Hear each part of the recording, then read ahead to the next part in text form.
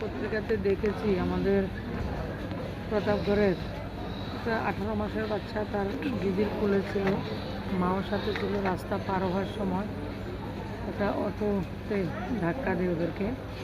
বড় বোনটারও 8টা সেলাই লেগেছে মাথায়। ছোটো যে 18 মাসের বাচ্চাটা আনকনসাস অবস্থায় জিবি হসপিটালের যে আমাদের পেডিয়াট্রিক আইসিইউ রয়েছে সেটার মধ্যে রয়েছে। তারা বাবাটা রাজ্যকালে কাজ করেন, মা মানুষের বাড়িতে কাজ করেন। তো এটা শুনে দেখতে এসেছি।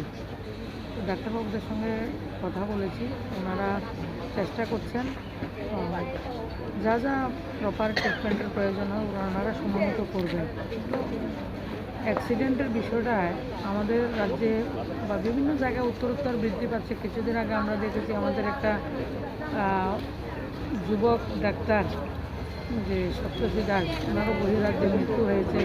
কয়েকদিন আগে জোলাইবাড়িতে, বিভিন্ন জায়গায় কিছুদিন আগে চরলামে।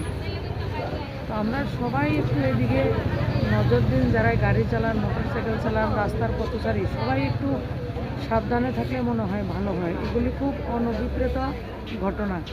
আজকে 18 মাসের বাচ্চাও সে যে একটা যন্ত্রণা ভোগ করছে এবং মা বাবার সামর্থ্য নেই যে এটাকে বেটার ট্রিটমেন্ট কোনো জায়গাতে করতে পারে। তো সেটা শুনে কিন্তু আমি এসেছি। বহিরাজ্যে নিয়ে যাওয়ার কোনো চিন্তা ভাবনা এখনও ডাক্তারবাবুরা এটা সাজেস্ট করেননি। গত রাত্রে থেকে ওনারা ট্রিটমেন্ট করছেন এবং আজকের দিনটা গেলে ওনারা সাজেশন দেবেন আমাদেরকে।